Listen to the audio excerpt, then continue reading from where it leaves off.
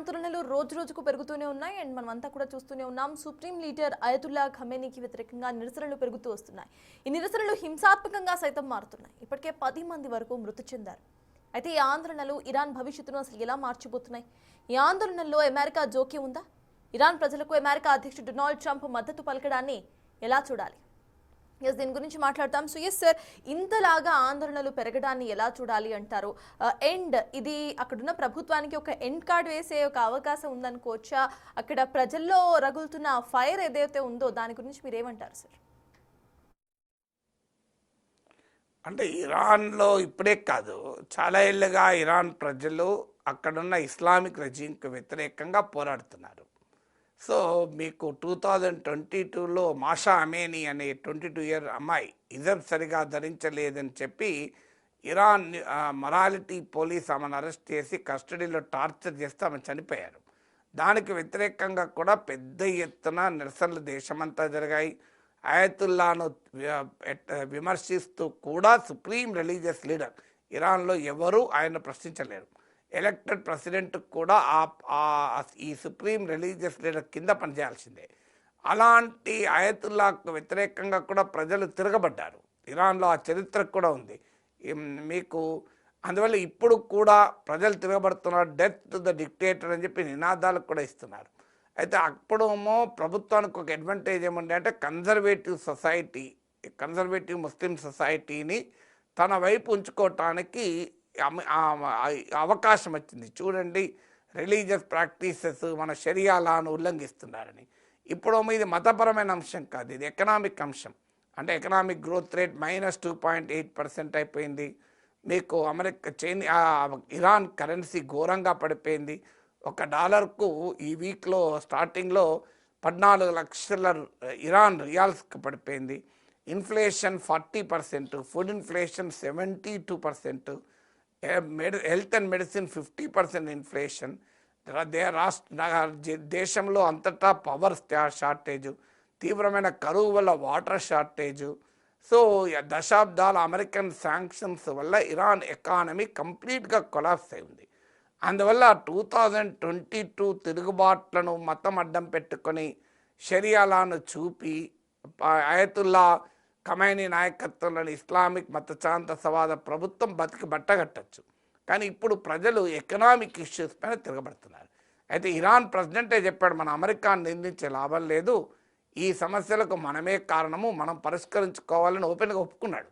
So ప్రత్యర్థైన America ఉపయోగించుకోవచ్చు, కానీ ఇరాన్లో పరిస్థితులకు కారణం వారు. ఆ పరిస్థితులకు కారణమైనప్పుడు అమెరికా దాన్ని సహజంగానే అమెరికా ఏంటి, ఇజ్రాయెల్ ఉపయోగించుకుని అందరూ ఉపయోగించుకుంటారు. సో అందువల్ల మీకు షేక్ హసీనా అదే జరిగింది కదా. షేక్ హసీనా సెక్యులర్ లీడరే కావచ్చు, కానీ చాలా అన్డెమోక్రటిక్గా రూల్ చేసింది. అన్డెమోక్రటిక్గా రూల్ చేసే వరకు ఆమెకు వ్యతిరేకంగా ప్రజలు తిరగబడ్డారు.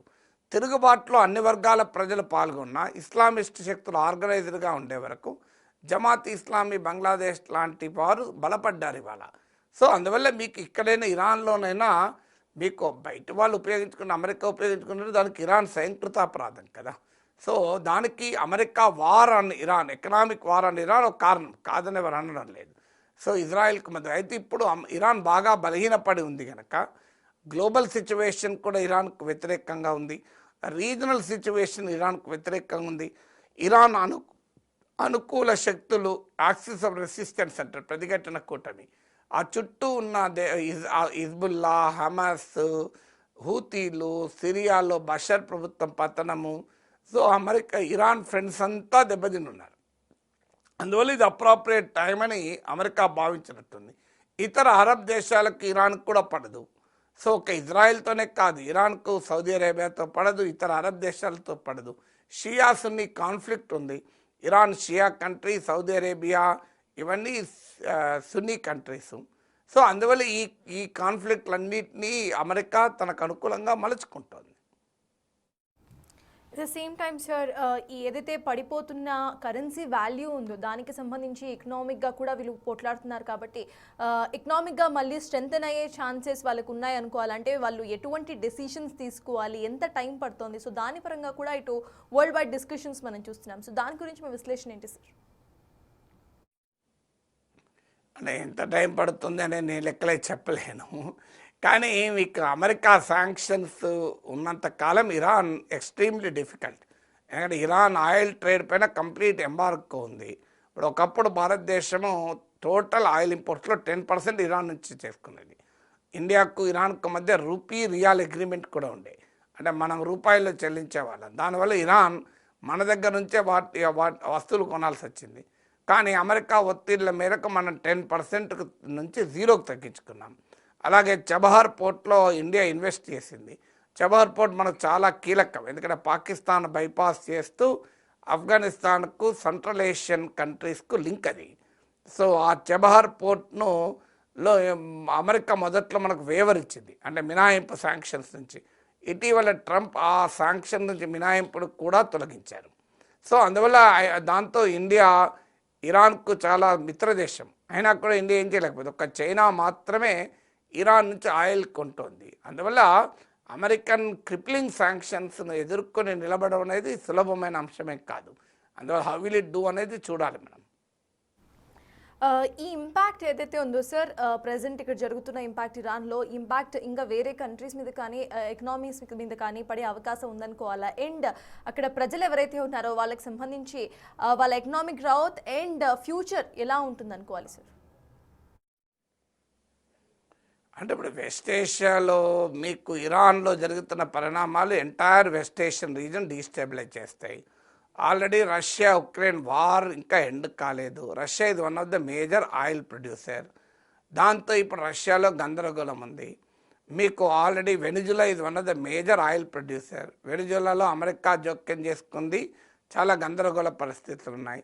ఇప్పుడు ఆల్రెడీ మిడిల్ ఈస్ట్లో యమన్, సౌత్ యమన్లో సౌదీ అరేబియాకు యుఏఈకి మధ్యనే విభేదాలు మొదలయ్యాయి. సౌత్ యమన్ ఇండిపెండెంట్ కంట్రీగా ప్రకటించుకుంది.